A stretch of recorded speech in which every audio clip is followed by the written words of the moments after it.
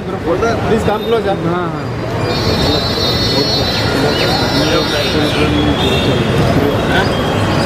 Look center.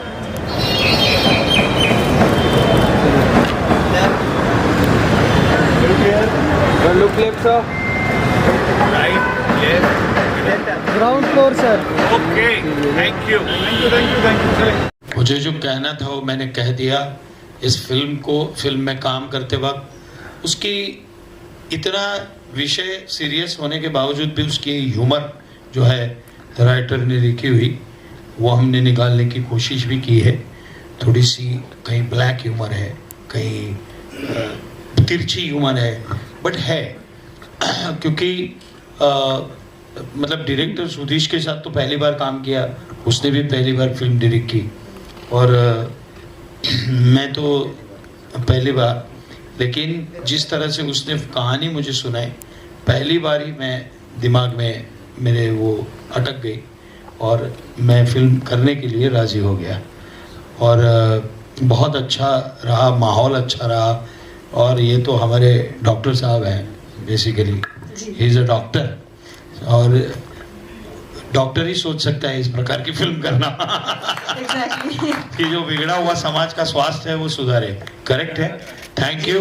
और मैं पुनः फिर से एक बार दर्शकों से माध्यम के द्वारा आह्वान करना चाहूँगा कि फिल्म ज़रूर देखें और इस विषय के लिए देखें जो हम सब इस विषय से शायद पर्सनली ना गुजरे हों, कुछ लोग गुजरे हों, लेकिन कुछ लोग देख के तो ज़रूर गुजरे हैं 100%। Thank you very much. आजकल कंटेंट स्टार होता है, सब्सटेंस स्टार होता है। एब्सोल्युटली। तो ये फिल्म सबसे ऊंचा स्टार है। इस फिल्म का कंटेंट यहाँ रियल लाइफ है और यहाँ रियल लाइफ है, तो आप ही हैं।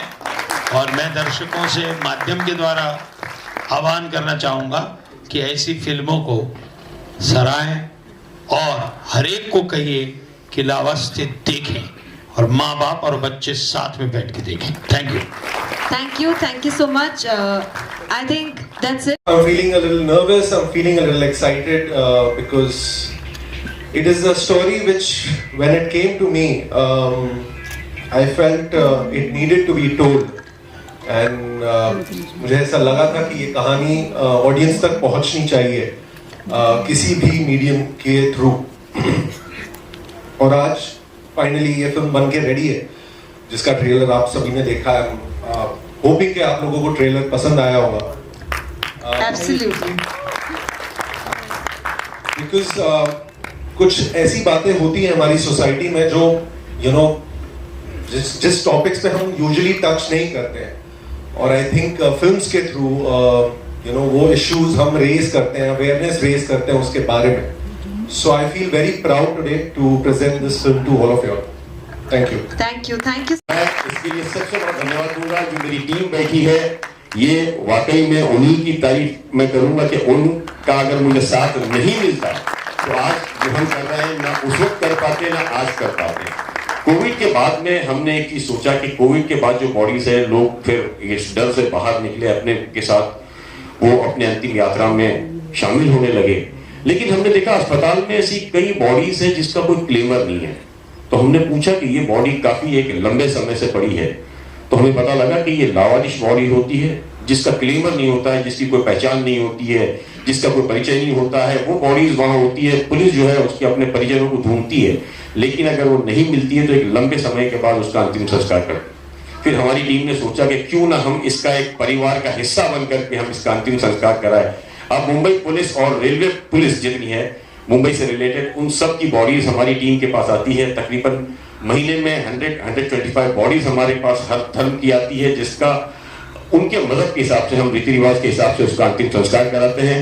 ये हमारी टीम को ये सारा क्रेज जाता है। आज भी जो वो बॉडीज है कई महीनों की रखी हुई होती है, आम आदमी जो है वहां खड़े नहीं हो सकता है, वो हमारी टीम उसे लेती है, एम्बुलेंस के अंदर रख करके शमशान या कब्रिस्तान तक पहुंचाना, उसका लाइफ फ्लाइट कराना, ये बहुत ही बड़ा चैलेंजेबल काम होता है। इसलिए मैं इस फिल्म को, इसके पूरे टीम को भी शुभकामनाएं देता हूं, साथ ही हमारी टीम को भी शुभकामनाएं देता हूं कि ये बहुत बड़ी बात है कि वो आज भी इस काम के अंदर अपने पैसे लगा करके, अपना वक्त लगा करके ये काम कर रही है। Thank you. इंडस्ट्री से नहीं हूँ, फर्स्ट टाइम मैंने ये फिल्म बनाई है और मेरे ख्याल से आप लोगों के बिना ये फिल्म अधूरी थी।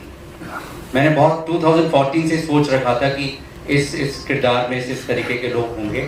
सुदीस मिले, सुदीस को मैंने स्टोरी बताई, इवन सारे टाइटल से लेके जो इसमें चरित्र जो निभा रहे हैं वो सारे नाम सेम वही रखे गए हैं। और उसके बाद सुदीस ने इस फिल्म को बनाया, डायरेक्शन दिया और मैंने 3-4 बार इस फिल्म को देखा है। तो मुझे लगता है कि यहाँ मीडिया जो बैठी हुई है, मैं उनसे एक निवेदन करूँगा कि आप ही लोग हैं, देखिए मैं इस इंडस्ट्री का नहीं हूँ, फर्स्ट टाइम इसमें एंट्री की है और मुझ जैसे लोगों का उत्साह आप ही लोग बढ़ा सकते हैं कि मैं कंटिन्यू फिर से नेक्स्ट फिल्म बनाऊँ। लेकिन इसका सारा दारोमदार आप सभी लोगों के ऊपर है। आप इस मैसेज को, जो इस फिल्म की कहानी है लावारिस लाशों की, लेकिन ये लावारिस लाशें अपने ही लोग जो अंतिम समय में अपनों के पास नहीं रहते हैं, उनके साथ रहता है लावारिस। आप जब फिल्म देखेंगे, मैं स्टोरी नहीं बता सकता हूँ, लेकिन ये आपके दिल को छूने वाली कहानी है, जन जन तक पहुँचने वाली कहानी है। हो सकता है इस कहानी के बाद से इस तरह की जो घटनाएं समाज में हो रही हैं वो रुक जाए।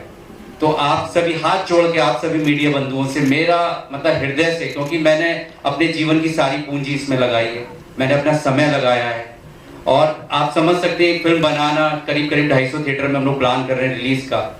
तो हृदय से मेरा मतलब मैं आपसे हाथ जोड़ के निवेदन कर रहा हूँ कि जन जन तक अपने माध्यम से, मीडिया में बहुत ताकत होती है, आप चाहें तो उसको बहुत आगे तक ले जा सकते हैं, चाहें तो वहीं रोक दें। तो इन्हीं शब्दों के साथ मैं विराम देता हूँ। मैं चाहता हूँ कि सुदीस कन्नौजी और रोहन प्लीज। सो लोग आप जो यहाँ आए हैं हमारी फिल्म लावारिस के लिए, हम चाहते हैं कि ये film word of mouth publicity, media की पब्लिसिटी थ्रू से पूरे मीडिया इसके लिए मदद करे। एक अच्छी फिल्म बनाई है तो उसके लिए एक अच्छा प्रमोशन की ज़रूरत होती है, एक अच्छा मार्केटिंग की ज़रूरत होती है। मैं कुरुश देबू, आप सब लोग मुझे डॉक्टर रुस्तम पावरी के किरदार मुन्ना भाई MBBS से जानते हैं। मैंने यहाँ भी एक डॉक्टर का किरदार किया है, लेकिन साइकियाट्रिस्ट का किरदार किया है और जो मेन प्रोटैगनिस्ट है उसके साथ मेरा मेन रोल है। तो I really enjoyed my character, मुझे बहुत अच्छा लगा और पूरी टीम के साथ मुझे काम करने का अच्छा लगा। मनोज भाई जोशी के साथ भी मैंने काम किया है इस फिल्म में।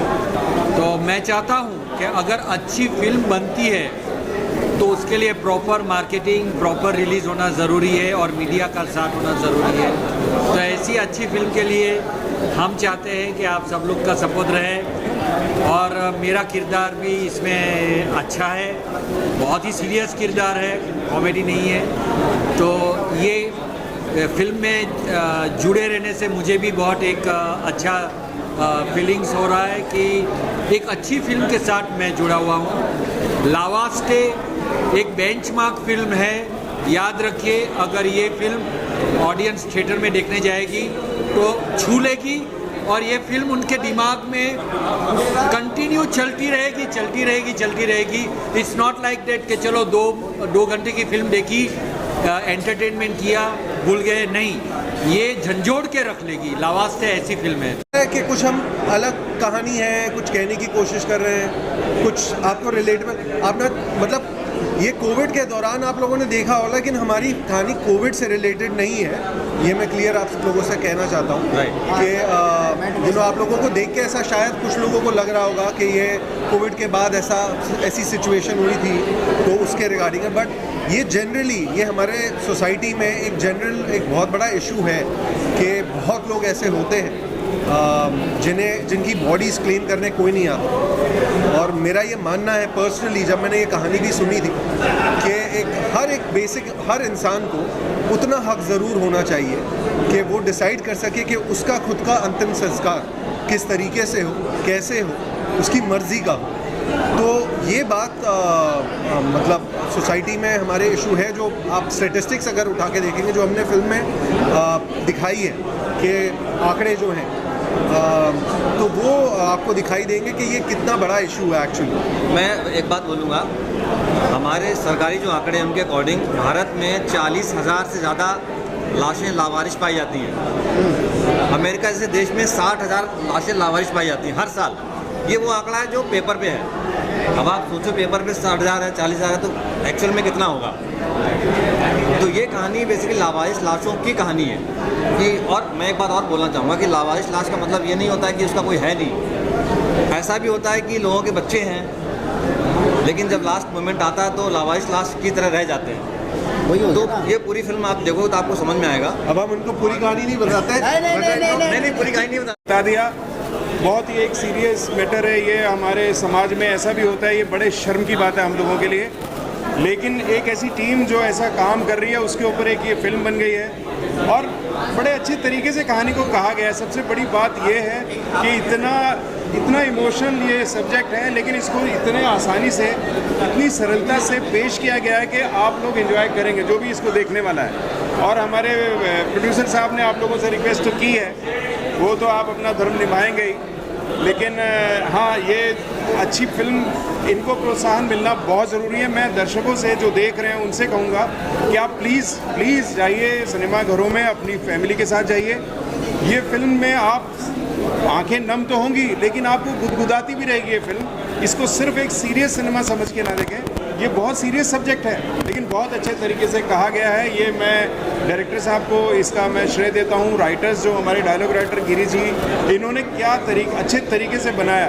मैं अगेन उसमें अपने बारे में बता दूं, मैं कॉप ही हूँ, बहुत बार कॉप देखा गया मुझे, मेरी शक्ल वगल सब वैसा ही है, लेकिन मेरे को भी थोड़ा डायलॉग्स ऐसे मिले इसमें बोलने के लिए जिसमें बहुत मज़ा आया मुझे भी।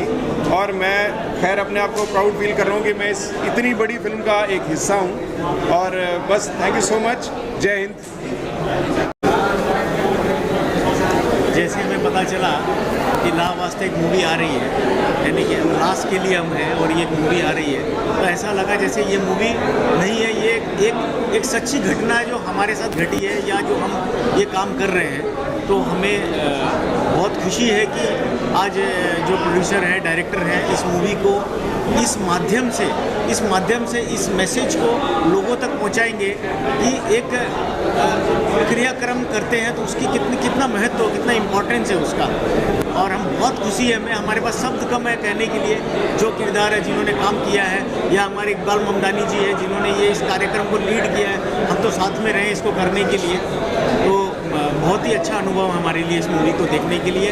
और मैं सबसे कहूँगा कि इस मूवी को ज़रूर देखें और आगे बढ़ाएं, खास करके मीडिया से, कि मीडिया ऐसा नहीं कि आज इन्होंने इस इवेंट को लिया है तो आगे बस एक बार उन्होंने किया, इसकी रिपोर्टिंग और ख़त्म हो गई बात। इसको करते रहिए ताकि ये सिर्फ हमारे हिंदुस्तान की कहानी है। आपको पता चलेगा कि यहाँ अगर ऐसा हो रहा है, जहाँ इसकी संस्कृति ऐसी है, तो बाकी जगहों पे क्या होगा। तो मुझे पूरा विश्वास है कि इस मूवी के माध्यम से लोगों के दिल में थोड़ी तो जगह बनेगी कि हमारे माँ बाप की क्या अहमियत होती है या हमारे परिवारजनों की क्या अहमियत होती है, और उसके लिए आप कम से कम उसके अंतिम समय में साथ दोगे और उनका सही ढंग से क्रियाक्रम करोगे।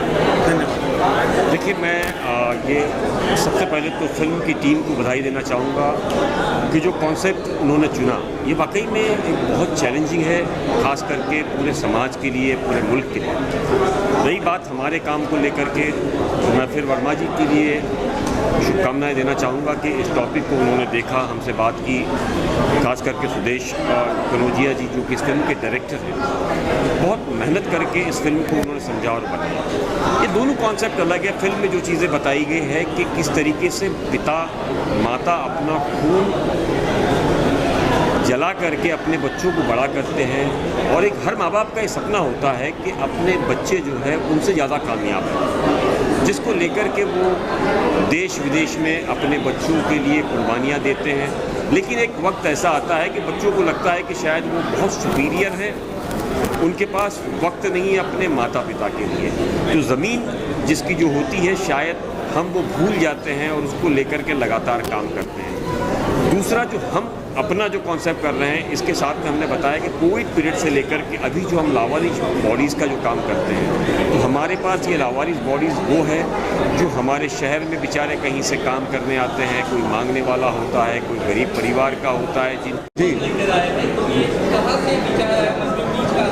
जी इसीलिए अलग अलग तरीके की फिल्में की हैं, अलग अलग कहानियाँ की हैं, because as a actor, as a अभिनेता मुझे अच्छा लगता है कि मैं अलग अलग किरदार करूं, कुछ अलग अलग कहानियाँ, ताकि ऑडियंस भी थोड़ी सरप्राइज रहे, ओंकार ये भी कर सकता है, या इस तरह की कैरेक्टर में भी दिख सकता है।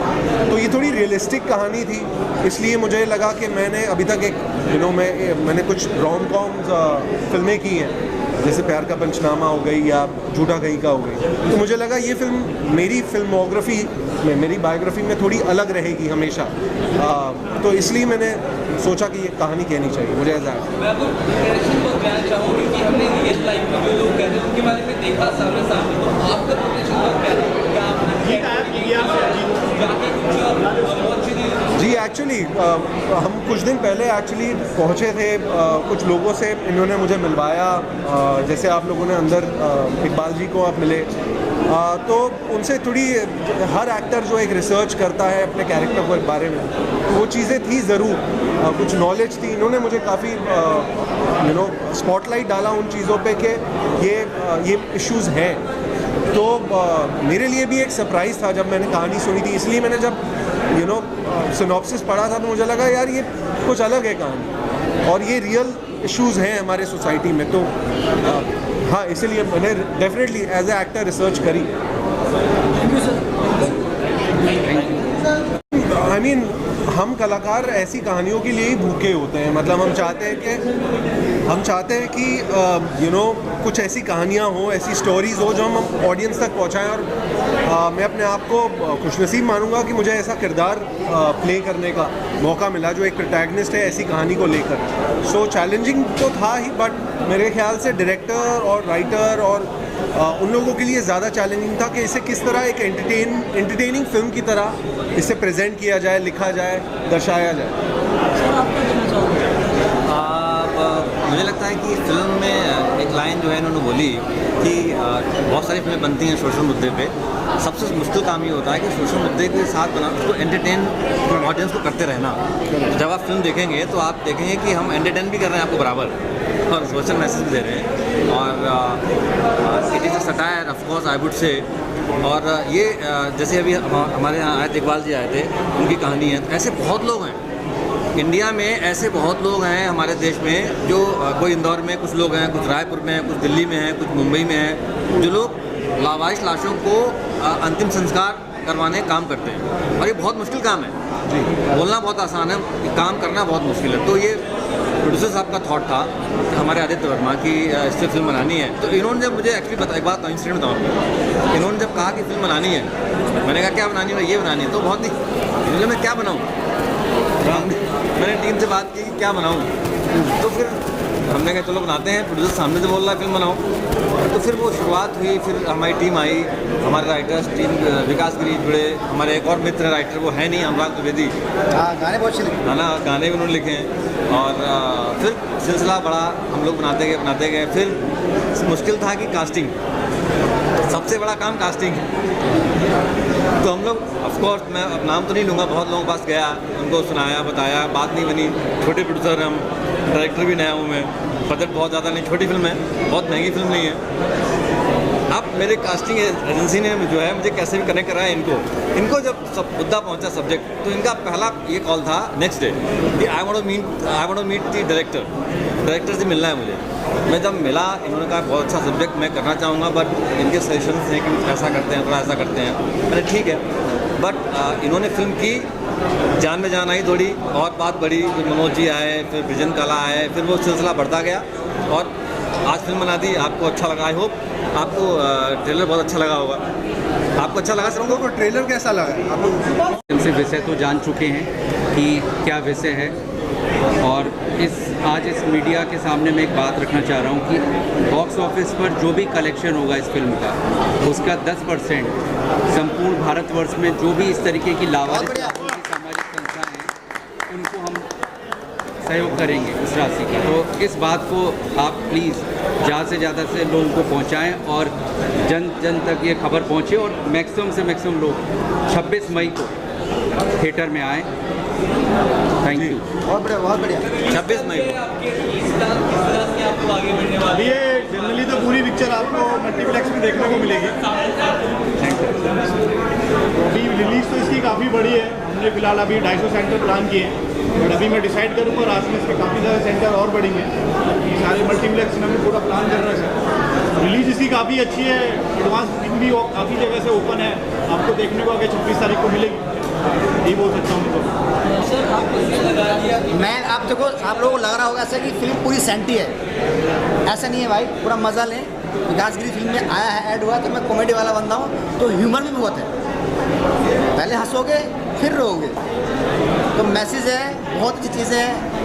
रोहन सर का बहुत बहुत धन्यवाद, आदित्य वर्मा जी आपका बहुत बहुत धन्यवाद। फिल्म बनाई, ओमकार भाई ने बहुत अच्छा काम किया है, और सुधीर कन्नौजे ने बहुत अच्छा डायरेक्शन किया है, और विकासगिरी क्या कमाल के डायलॉग लिखे भाई साहब। तो मैं एक सवाल आपको सच बताना, ट्रेलर कैसा लगा है? बहुत प्यारा, बहुत ही प्यारा, बहुत इमोशनल।